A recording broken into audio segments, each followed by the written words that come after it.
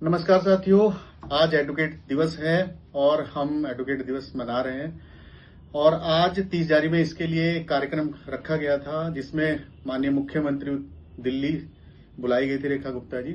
और हमें आशा थी कि वकीलों के लिए कुछ अच्छा करके जाएंगी, अच्छी घोषणा करेंगी, उनके मतलब हमको जो वेलफेयर स्कीम्स हैं उसको और बड़ा करेंगी, उसका दायरा बढ़ाएंगी।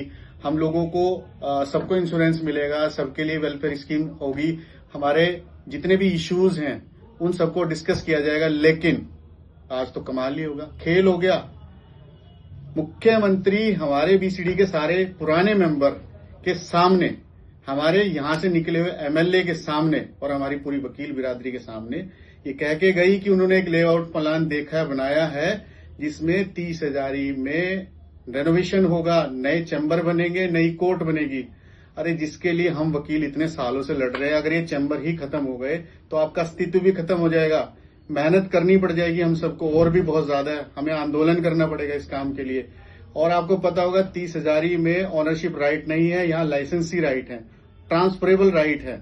और अगर सरकार ने यहाँ पे कोई भी कंस्ट्रक्शन करने की कोशिश करी, तोड़फोड़ करने की कोशिश करी, मान के चलिए जो सालों साल से बैठे वकील हैं उन सबके भी चैम्बर हाथ से चला जाएगा। क्योंकि ट्रांसफर राइट, आपको पता है कि हमारे जो नेता हैं उनकी हरकतें आपने देखी है, आप सबको बाहर कर दिया जाएगा और उन लोगों को ही चैम्बर मिलेगा जो उनके आसपास घूमते हैं, जो उनकी जी हजूरी करते हैं। इतने बड़े मंच पे इतने सारे लोग, इतने सारे डिग्नेटरी बैठे हुए थे, सिंगल आवाज मुख्यमंत्री के सामने किसी ने नहीं कही कि 30 जनवरी नहीं टूटेगा, 30 जनवरी में नया नहीं बनेगा। एक अकेली 30 जनवरी है जहां अपनापन है, जहां जज के और वकीलों के रिलेशन भी अच्छे हैं। क्योंकि यहाँ की बिल्डिंग में जो अपनापन है वो अगर ये तोड़ दी गई, अगर नहीं बना दी गई इनके विकास के चक्कर में, तो ये विकास विनाश का काम करेगा। और वकील की जो एकता है, जिसके बीच में इन्होंने एक बार फिर से एक कील ठोकने की कोशिश कर दी है सरकार ने। और खुले मन से, मैं तो बड़ा मतलब मुझे सुन के उस टाइम पे भी लग रहा था कि मैं क्या करूं। हजारों वकील बैठे थे, सिंगल नॉइस नहीं आई, किसी ने एक बार भी नहीं बोला कि ये हो क्या रहा है। मंच पे हमारे सारे नेता बैठे हुए हैं। क्या अगर 30 जनवरी डिमोलिश कर दी तो ये ट्रांसफरेबल राइट का कैसे बनेगा?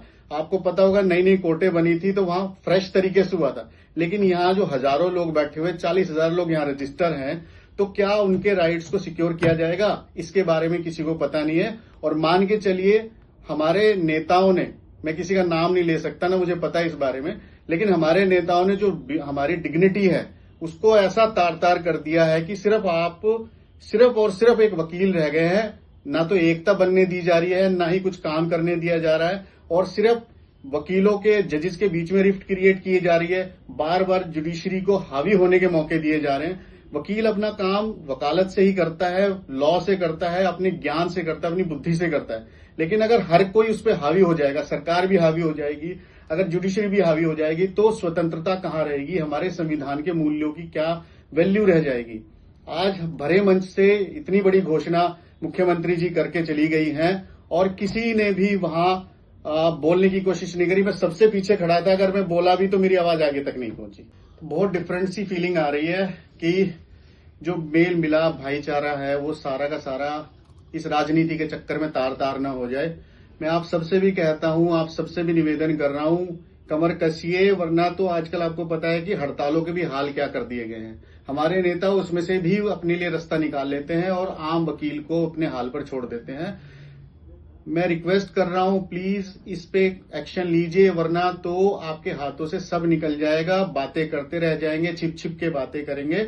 मैं वहां भी सामने भी बात कर रहा था, लेकिन लोग दबी आवाज में तो पता नहीं क्या कहना चाहते हैं, लेकिन मुखर होके क्यों नहीं कहना चाहते? जब तक कहेंगे नहीं, जब तक बोलेंगे नहीं, जब तक आगे नहीं आएंगे, तब तक कुछ होने वाला नहीं है। और हमारे दुखद स्थिति हो गई है कि हमारे नेताओं के सामने जो इतने ब्रिलियंट लोग हैं, जो सारे सिस्टम को चलाने में अग्रसर रहते हैं, बीसीडी के बहुत सारे मेंबर बैठे हुए थे जो रह चुके हैं पदों पे, जो फिर से आने के लिए प्रयासरत हैं, जब उन्हीं के सामने ये सिचुएशन आ गई है तो देश की, दुनिया की सबसे पुरानी बार, सबसे बड़ी बार आप सबके सामने डिमोलिश होती हुई दिखाई देगी। और हम सब अपने पर्चे लेके अपने नेताओं सरकार के पास जाएंगे, जी मेरा चैम्बर था, मेरे पिताजी का चैम्बर था, मेरे भाई का चैम्बर था, ये हो गया था, वो हो गया था, हमें चैम्बर दे दिया जाए, क्योंकि ट्रांसफर के राइट शायद मिले ही ना आपको। ये यही खत्म हो जाएगा। अब आपके ऊपर है, आपको करना है या नहीं करना है। पर मेरे में जितनी हिम्मत है, मैं अपनी आवाज उठाऊंगा, हर मंच से इस बात को कहने की कोशिश करूंगा कि ऐसा नहीं होना चाहिए। हम जितने वकील यहाँ हैं, हम सबको ठीक लग रहा है और सब मिल मिला के अपना काम कर रहे हैं, सब मिलके काम कर रहे हैं। और यहाँ ये पेरेंट बार है सारे देश के लिए, सारे दिल्ली के लिए। इसने बहुत सारे जजेस दिए हैं, इसने स्टॉलवर्ट एडवोकेट्स दिए हैं और न जाने कितनी सेवाएं देश की करी है। अगर इसकी गरिमा को धूमिल नहीं करना चाहते, इसकी उसी परंपरा को खत्म नहीं करना चाहते, तो मेरा निवेदन है कि इस घोषणा का मुखर विरोध होना चाहिए और हमारे नेताओं के सामने ही करना चाहिए। क्योंकि नेताओं के सामने इतनी बड़ी घोषणा हो गई और किसी ने चू तक नहीं करी और इनफैक्ट अप्रिशिएट करने की कोशिश कर रहे हैं कि इन्होंने बहुत बढ़िया हो गया, बहुत बढ़िया हो गया। तो इस बढ़िया को हमारे ऊपर ना थोपा जाए। हम जैसे कैसे हम ठीक हैं, हम सही काम कर पाते हैं और हमें अपना काम करने दिया जाए। बाकी सब आपके ऊपर है। बहुत धन्यवाद। आप देखिएगा, आवाज उठाइएगा।